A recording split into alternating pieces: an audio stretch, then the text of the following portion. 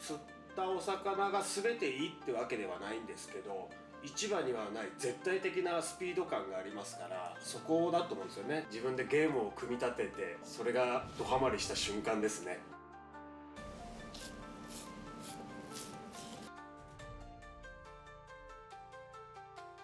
これ渡りダコって言って、三陸の方からタコが歩いてやってくるんですよね。こちらのタコは今年春先からずっと茨城の沖で今年はマダコがいっぱい釣れておりまして、今もうタコに関してはお店で、使うタコは全部自分が釣ってきてます。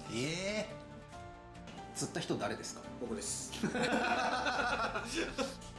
たものにまあ愛着と、そうですね、思いが詰まってますしね。はい。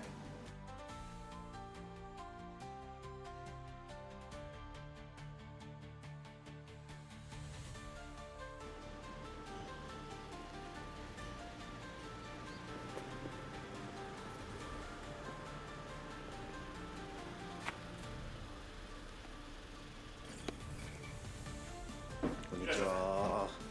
お待ちしてました。今日はよろしくお願いします。お願いします。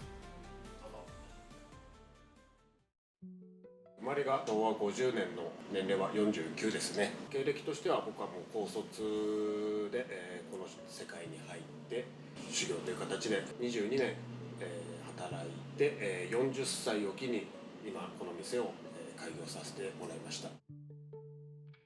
柏が好きってことで、柏で商売やりたかったのが一番ですね。じゃあもうずっと柏一筋、寿司一筋っていう感じの。そうですね、寿司しかできないです。はい。お寿司が美味しいまずいっていうのはもう美味しいっていうのは当たり前だと思ってるんで、お客さんとの距離感であったりお客さんとの関係性っていうのを、重視してるところはあるかもしれないですね。で、お店の雰囲気を柔らかくしたいというか、やっぱり初めて来るお客さんなんかは肩肘張ってくる方が多いと思うんで、そこをいかに僕がほぐしてあげるかなと思って、お寿司を通して千葉県の魅力であったり、そんなに気張らなくてもいいんだよっていう風なっていうのをね、分かってほしいですね。じゃあ改めて今日はよろしくお願いします。いただきます。お願いします。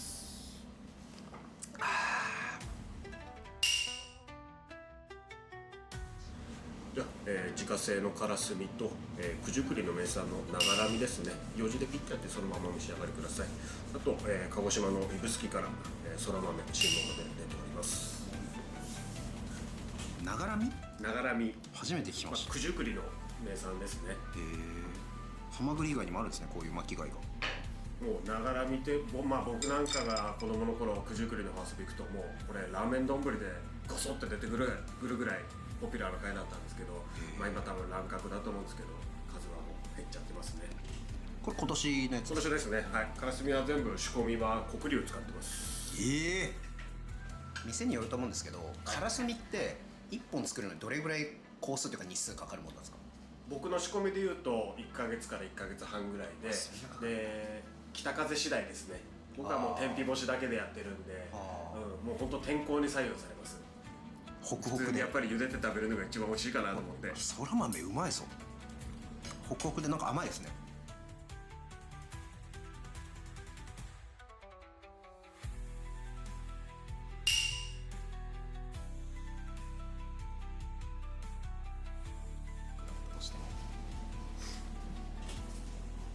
いただきます。塩結構うまみ強いですね。これ塩はしっかりめの。はい。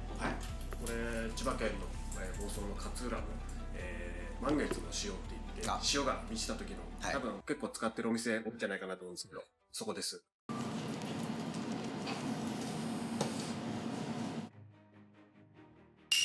ちらのタコは今年春先からずっと茨城の沖で今年はマダコがいっぱい釣れておりまして、今もうタコに関してはお店で、使うタコは全部自分が釣ってきてます。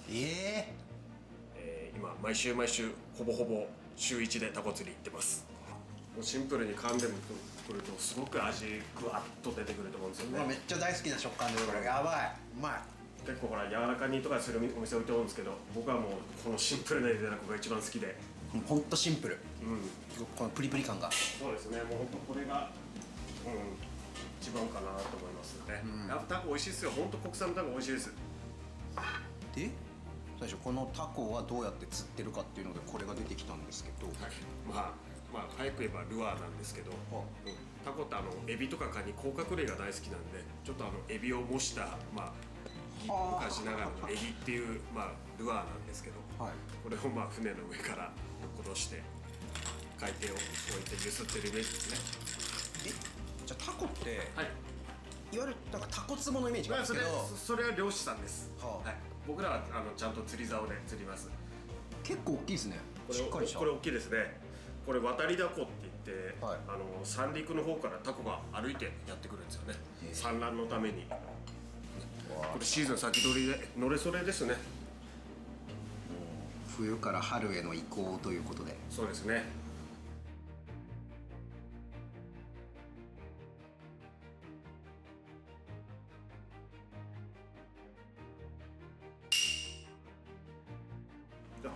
アマダイの司焼きになりますね。あと添えてあるのが、セリのおひたしになってます。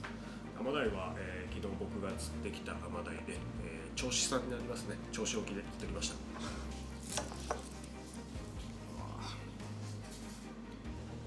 寒菊もこれ千葉でしたっけ？これ千葉ですね。はい、九十九里のそれですね。でこの菅原ガラスっていうのも九十九里なんですよ。でこれ菅原ガラスと寒菊と共同の、専用の、はい、専用です。寒菊専用甘めですよね。寒菊なんで、美味しい。単体でもうまいやつですね。そんな寿司浜田さんを漢字一文字で表すとどう表現しますか？それ漢字一文字ですね。つながりのつなぐって字ですかね。ちょっと難しい。繁栄のそんな感じですかね。つなぐそのやっぱり僕だけじゃなくてお客様とのつながりもそうですし、それこそ市場の仲卸さんであったり、全国各地の生産者さんであったり、いろんなものがつながって一つのお寿司を作品と呼ぶと、一つのものになるんじゃないのかなっていうので、いろんな人と人との出会いだったり、そういうつながりっていうのは何においても大事かなとは思ってそうかなと。いい親父さんと娘のような本当ね、娘感覚です。なんかこのアットホームさも浜田さんの売りというか、居心地の良さ。僕はあれですね、アルバイトの子でもなんだろう、卒業した子は今でもつながってます。先代のアルバイトなんか今でも遊んで、たまに一緒にご飯食べに行ったり、食事会するときに呼んでやりして、先輩が大学卒業で就職されるからね、どこで配属になっちゃうかにもよるんですけどね。もしね、アルバイト候補の方いたら動画でももし言っていただければ。本当ですね。ぜひぜひお寿司が好きで元気で明るい方、どうぞいらしてください。インスタでも電話でも何でもいいですんで連絡いただければ。イカスミで茶碗蒸しにしてあります。で上に乗ってるのが酒盗ですね。イカスミと酒盗の茶碗蒸し。はい。これ中にゆり根が入ってますね。珍しいですね。黒いプリンみたいな。冗談通じるお客さんには黒ごまプリンです。黒ごまプリンですよね、これ。そうやってやってますね。なんだこれ。これうまい。大将、ちなみに、浜田さんの茶碗蒸しは毎回イカスミですか？いや、そんなことないです。茶碗蒸しは大体結構出すことが多いんですけど、イカスミであったり、あとエビの殻出しとエビ出しとか、ちょっとオーソドックスな茶碗蒸しっていうよりちょっと遊んだ茶碗蒸しに出すことのが多いですね。これ大好きです。ゆり根のこのホクホク感と、そうですね、酒盗の本当にまさに酒を盗む感じ。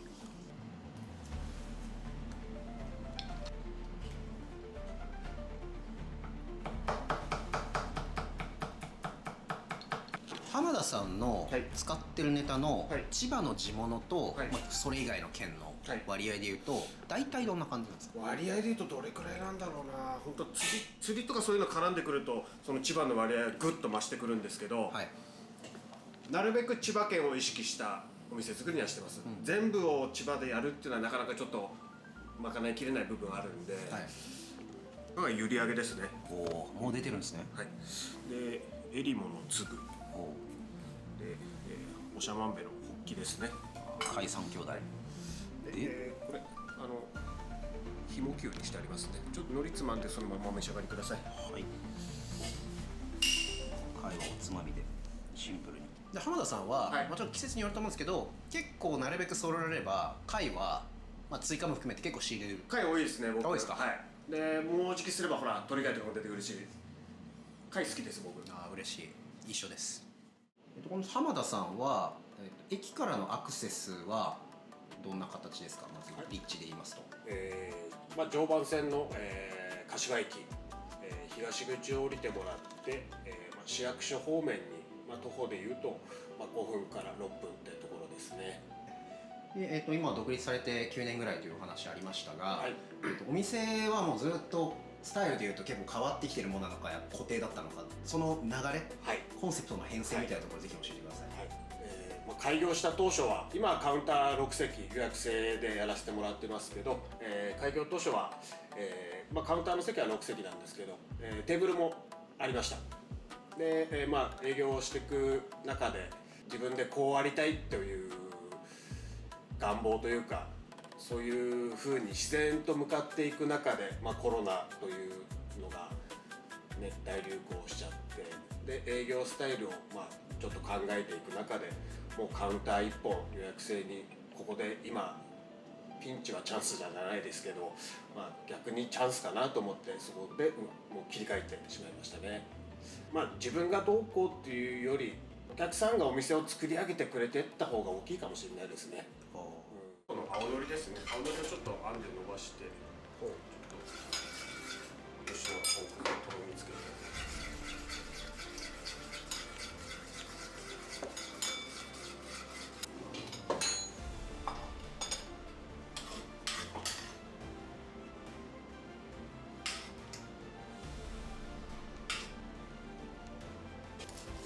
焼いた白子。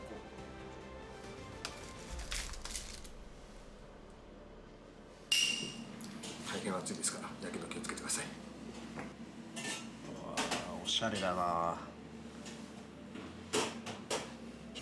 結構おつまみパート充実してますね、浜田さん。いいと思います。大将すいません。もうこれ見るとシャリ入れたくなっちゃうんですけど、ちょっとやってみてもいいですか、実験で。面白いかもしれないですね。やってみます。はい。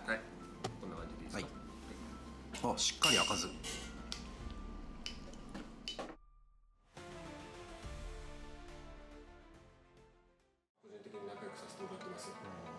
九十九里の方。九十九里ですね。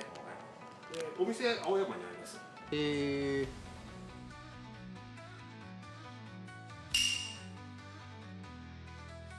この式もなかなかですね。これと同じシリーズですね。ありがとうございます。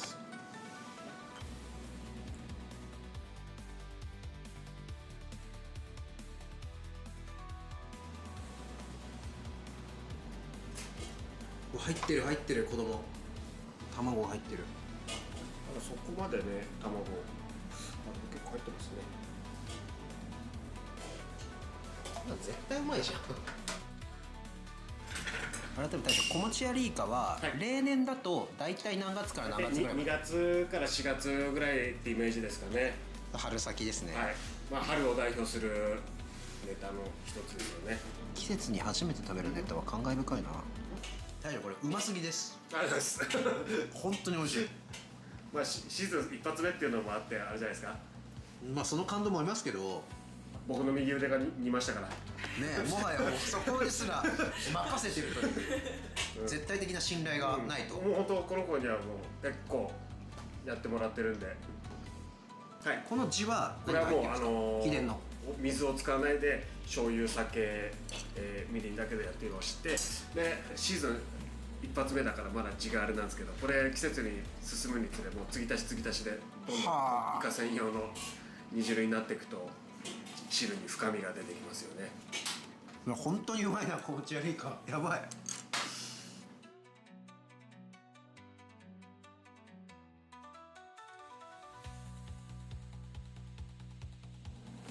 何これ、パフェじゃないですか。煮立ての本当美味しいんで、とりあえず一発目にどうぞみたいな感じですね。ミニ穴子丼からのスタート。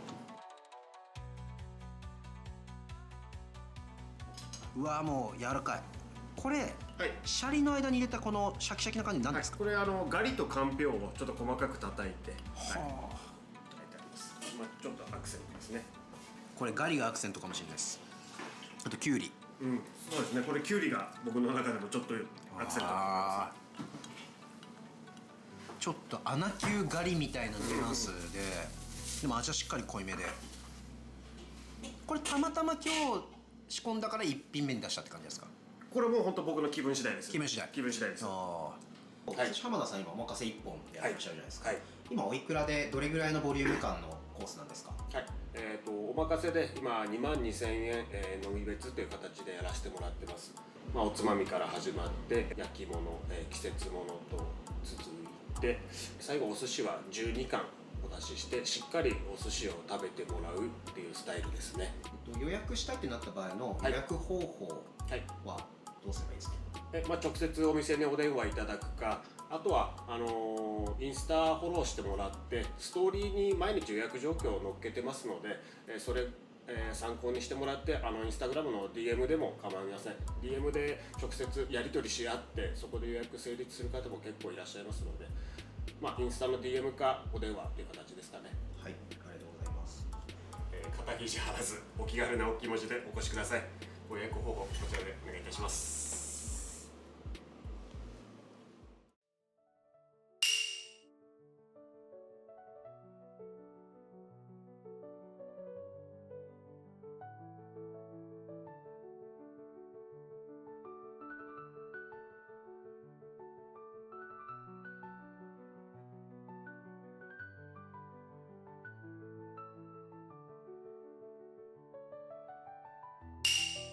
これ肝はちょっとこしてるんですか？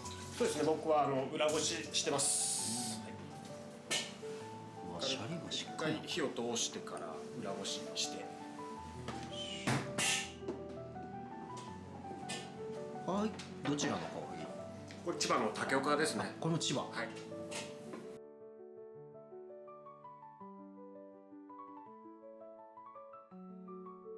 細かい。そしてさすがベテラン、早い。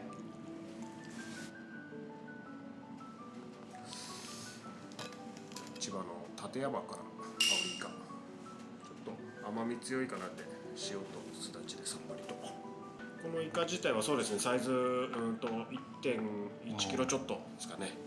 結構見た目以上に切り付け厚いですね。そうですね。しっかりめの。うわ、イカこれパンチあるな。アオリイカかスミイカ使うことがほぼほぼですね。うまいっすね。なんかゴリッと感もあるし、でも包丁入れてるんでねっとり甘い感じ。これ包丁入れないとやっぱりアオリは、ゴリゴリっすね。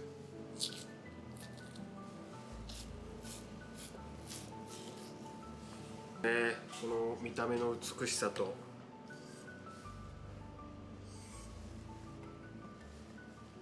う缶抜きサイズで出てるんですね。ですね。今まで出てたんですけど、まだ缶抜きと呼べるほどのサイズはなかったんですけど、今日のはもうこれ立派な缶抜きといっても差し支えないサイズですね。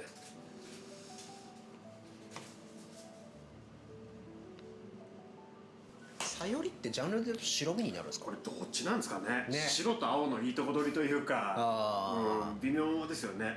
白光り物。本当ですよね。なんて言えばいいんですかね。青魚でもないですしね、白身でもないですし。缶抜きの定義、門皮締める缶抜きのサイズっていうので缶抜きとされてますけど、これ何センチ以上何グラム以上缶抜きっていうのはもう本当その人次第というか、じゃないですかね。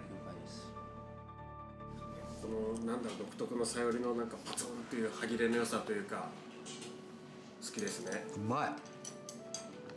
でこれ昆布当てなしですもんね。当てないです。これはもう魚持ってる本来のそのままを生かしてます。なんかもうすっぴんがすごい美人なんだろうなっていう感じの味。だけど腹黒いですよね。腹黒いですよね。そうなんですよ。さすが。ね、綺麗だけど中はすごい黒いっていうね。小肌もいいサイズですね。これぐらいが一番美味しいんじゃないですか。こうだって。半身一貫で今日は。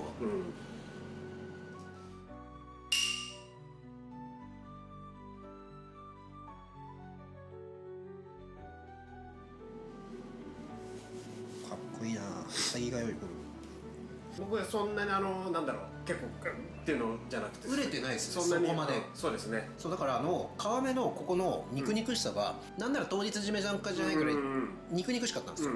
で食べて2日目ぐらいかなと思ったんですけど、その1日ぐらいです。まあそんなにわずかですけど、釣りと、実際今度その釣った魚を仕立てて美味しくするっていう、その料理人としてのこの工程に入った時に、何かこうつながっているところだったり、なんか共通点じゃないですけど、なんかこうそういったポイントありますか？やっぱり釣ったお魚が全ていいってわけではないんですけど、市場にはない絶対的なスピード感がありますから、そこだと思うんですよね。寝かせるであったり熟成とかも流行ってますけど、それだけじゃない絶対的なスピード感っていうのはもう釣りでしかできないことだなとは思います。なので今その使ってる魚は、ご自身で自給自足で釣ったものもあれば、もちろん市場から。そうですね。釣りの魚メインとしては考えてないです。あくまで僕の趣味の延長線上の一つなんで、お店のメインにはしてないですけど、釣った魚をお出しできる時はお出しするぐらいな感じです。なので日によっては大将直々に釣った魚を食べれる日もあるよという。それぐらいです。そんな感じです。わかりました。ありがとうございます。青森下北です。なんなら釣った人誰ですか？僕です。仕入れ先は僕です。サクラマス地釣りってすごいな。釣ったものに愛着と思いが詰まってますしね。サクラマス、大将が釣ったサクラマス、もうでもそのまんまいくんですね。漬けとかじゃなくて。これはもうこのまま、そのまま味わってください。去年は、奇跡的にずっと3日間凪に恵まれて、3日間で15本釣れたのかな。ここら辺ですね、船は。じゃあもう下北上の方なんですか？下の、まさに大間らへん。すごいな。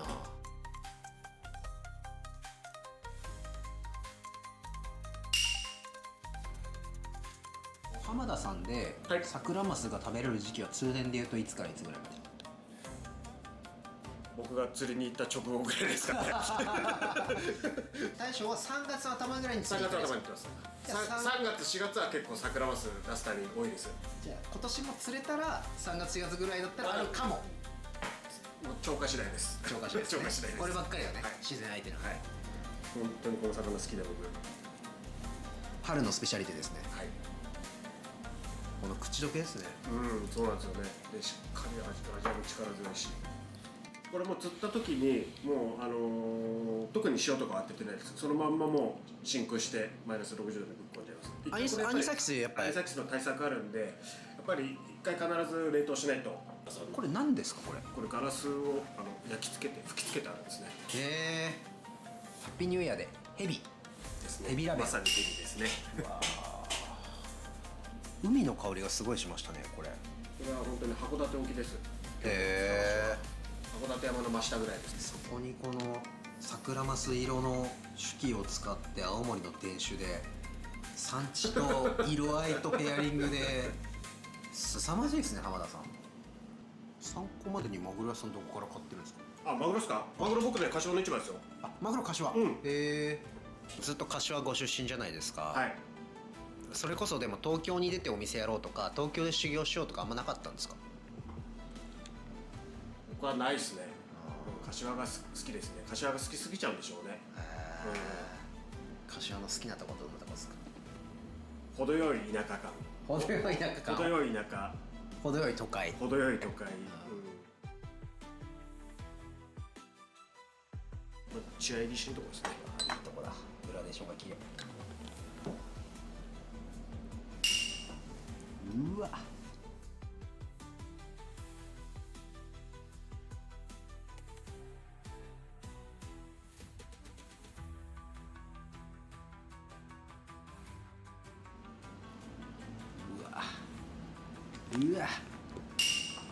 うわぼってり系だ。うまっ。香りが、また醤油をまとって余計にパワーがある。うまい。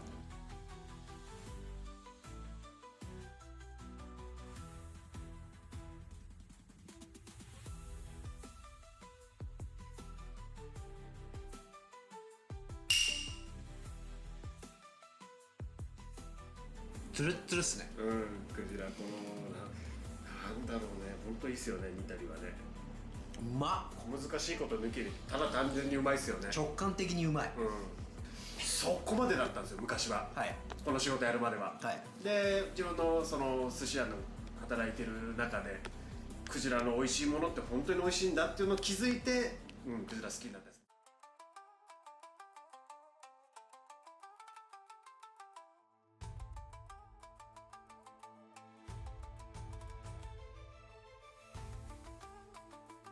甘エビのおはぎ。はい、甘エビのおはぎですね。珍しい。うまそう。昆布締めにした甘エビを、そこに甘エビの辛味噌をちょっと辛入りして、それをちょっと叩いてペーストにしたのを一緒に混ぜて食感のアクセントとして加えてます。辛の食感ですかこれ。ちょっとなんだろう、トロタク的なイメージですか。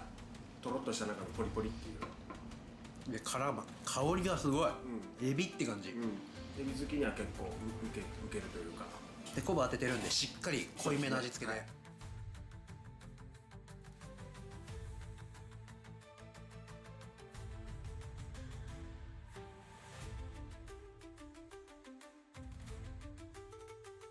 でかいけどでかすぎないっていうか、これぐらいがいいかなと思って。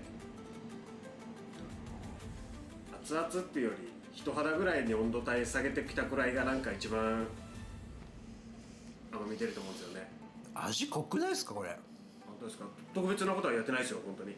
でこれエビ屋さんの選別の良さとこの火入れの、めっちゃ味濃いですけどね。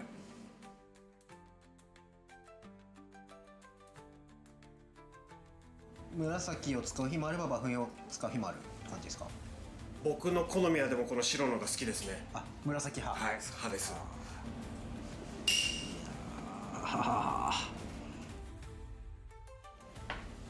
これ暫定ですけど、はい、本当まだ1月ですけど、1月時点では暫定で今一番美味しいウニです、ありがとうございます。今年食べた中で。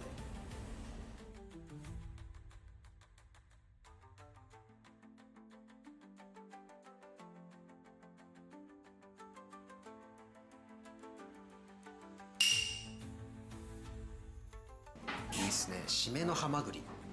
そのため煮詰め系で穴子で締めるのがね多いと思うんですけど。穴子の日もあるんですよ。もちろん通常は穴子で締めてます。ハマグリすごいなこのフォルム。でもなんていうんですか、生じゃないんですけど、ちょっとこの生っぽい感じ、ギリギリ感を攻めてるというか、このジュクジュク感というか、やっぱり完全に火通しちゃうと硬くなっちゃうんで。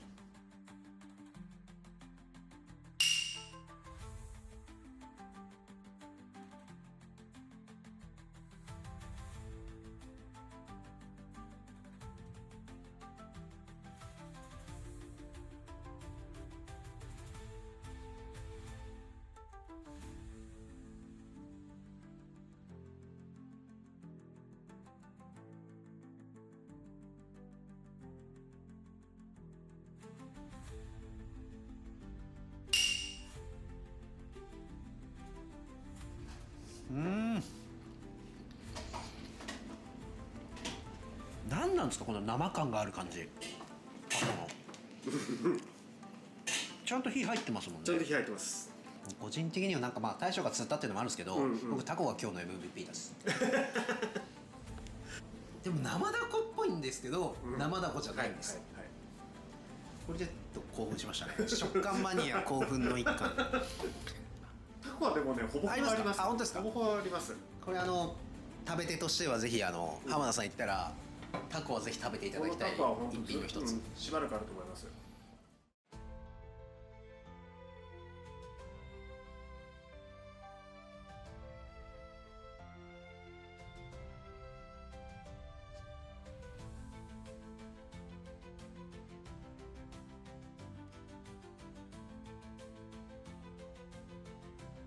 ありがとうございます。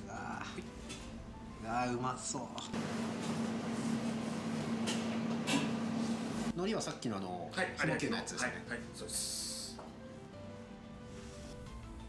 濃いめですね。しっかりやってあります。さすがベテランの大将さんって感じのかんぴょう巻き。自分ベテランになるんですかね。めちゃくちゃベテランですよ。経歴だけで言ったら。いやでもこれ視聴者の方にぜひ言いたいのは、お腹に余力があればかんぴょう巻きはぜひ追加いただきたい。ありがとうございます。いい締めの一品ですね。これは美味しい。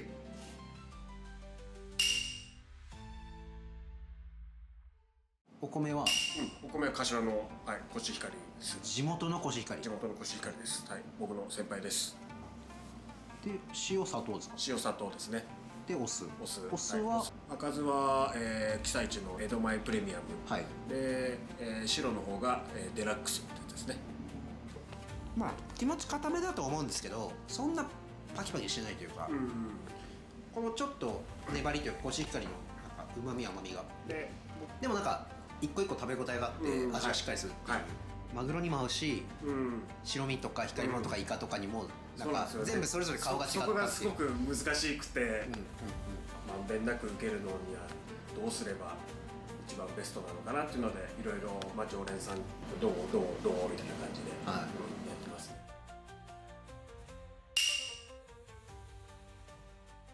うわ、いちご嬉しい。浜田さん、今日はありがとうございました。こちらこそありがとうございます。すごい美味しくて楽しくて居心地が良くて幸せな時間だったんですが、よかったです。寿司浜田さんのこだわってらっしゃるところとか大切にされてらっしゃるところ、なんか改めていかがでしょうか。お寿司が美味しいっていうのは当たり前だと思ってるんで、お客さんとの距離感であったり、お客さんとの関係性っていうのを、重視してるところはあるかもしれないですね。で、うち結構近くないですか。近いですね。この距離も近いです、これすごく僕自分の中で結構気に入ってるポイントなんですよ。すごく距離感大事にしたいから、それも含めてつながる、本当に今日楽しませていただいて、お酒もいいお酒たくさん出てきてすごい幸せな気分で気持ちよく酔っ払うことができまして、漢字一文字で表すつながりっていう話、それは多分産地とか仕入れのつながりもそうだし、お客さん同士もそうだし、従業員の方とのつながりもそうだし、そのあたりのすごく感情的にエモーショナルな感じが伝わってくる美味しさがあって、いい意味でまた東京とは違うこのアットホームさだったりとか、でもやっぱりネタは東京に負けてないぞっていう大将のプライドとか、おつまみもしっかり盛りがあって、握りもでも正統派で赤酢のシャリですごい食べ応えがあって、だから総合的にすごい満足度が高いなっていうのと、常連さんとかリピーターさんが多いのもすごい分かる。だから一回来たらまた来たいなっていう、そうやって言ってもらえると、ぜひまた季節変わるとまたネタも変わると思うので、そうですね、こっちもすごく楽しかったです。ありがとうございます。今日はありがとうございました。ごちそうさまでした。どうもありがとうございました。また引き続きよろしくお願いします。